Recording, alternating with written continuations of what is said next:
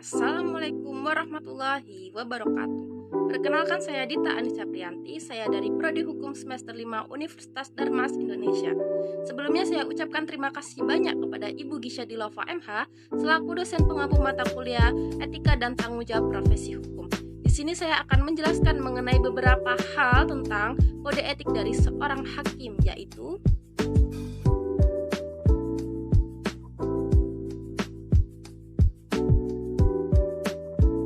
sebelum kita mengetahui mengenai kode etik dari seorang hakim, hendaknya kita harus mengetahui terlebih dahulu pengertian hakim itu sendiri. Hakim berasal dari kata hakam yang sama artinya dengan qadi atau artinya memutus. Sedangkan menurut bahasa, hakim adalah orang yang bijaksana atau orang yang memutuskan perkara dan menetapkannya. Langsung saja kita bahas mengenai kode etik dari seorang hakim. Yang pertama yaitu hakim harus berperilaku adil. Adil ini bermakna bahwa hakim harus menempatkan sesuatu pada tempatnya dan memberikan yang menjadi haknya yang didasarkan pada suatu prinsip bahwa semua orang sama kedudukannya di depan hukum.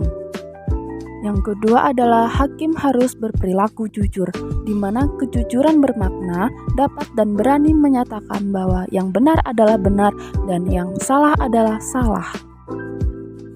Kode etik berikutnya adalah hakim harus berperilaku arif dan bijaksana.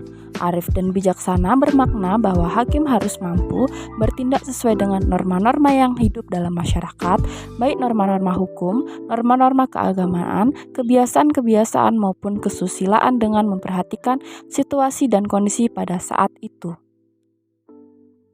Kode etik yang keempat dari seorang hakim adalah hakim harus bersikap mandiri. Mandiri bermakna bahwa hakim harus mampu bertindak sendiri tanpa bantuan pihak lain, bebas dari campur tangan siapapun dan bebas dari pengaruh apapun.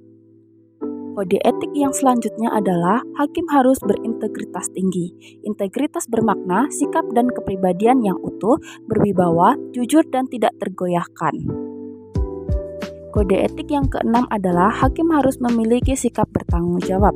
Bertanggung jawab bermakna bahwa hakim harus memiliki kesediaan untuk melaksanakan sebaik-baiknya segala sesuatu yang menjadi wewenang dan tugasnya. Kode etik selanjutnya yaitu hakim harus menjunjung tinggi harga diri. Harga diri bermakna bahwa pada diri manusia melekat martabat dan kehormatan yang harus dipertahankan dan dijunjung tinggi oleh setiap orang. Kode etik yang kedelapan adalah hakim harus memiliki sikap berdisiplin tinggi. Disiplin bermakna bahwa hakim memiliki ketaatan pada norma-norma atau kaidah-kaidah yang diyakini sebagai panggilan luhur untuk mengemban amanah serta kepercayaan masyarakat mencari keadilan. Kode etik yang berikutnya adalah hakim harus berperilaku rendah hati. Rendah hati bermakna bahwa hakim harus memiliki kesadaran akan keterbatasan kemampuan diri, jauh dari kesempurnaan dan terhindar dari setiap bentuk keangkuhan. Dan kode etik yang terakhir mengenai tugas dan wewenang hakim adalah hakim harus bersikap profesional, di mana profesional bermakna suatu sikap moral yang dilandasi oleh tekad untuk melaksanakan pekerjaan yang dipilihnya dengan kesungguhan yang didukung oleh keahlian atas dasar pengetahuan. Baiklah, setelah kita memahami dari kode etik dan wewenang dari seorang hakim, selanjutnya kita akan membahas mengenai jenis pelanggaran etika hakim. Jenis pelanggaran yang pertama adalah hakim potensial dan pernah terbukti melanggar prinsip imparsialitas. Pelanggaran yang kedua yaitu hakim potensial dan pernah terbukti melanggar prinsip kejujuran dalam bentuk meminta atau menerima janji, hadiah, hibah, warisan, dan lain-lain dari advokat.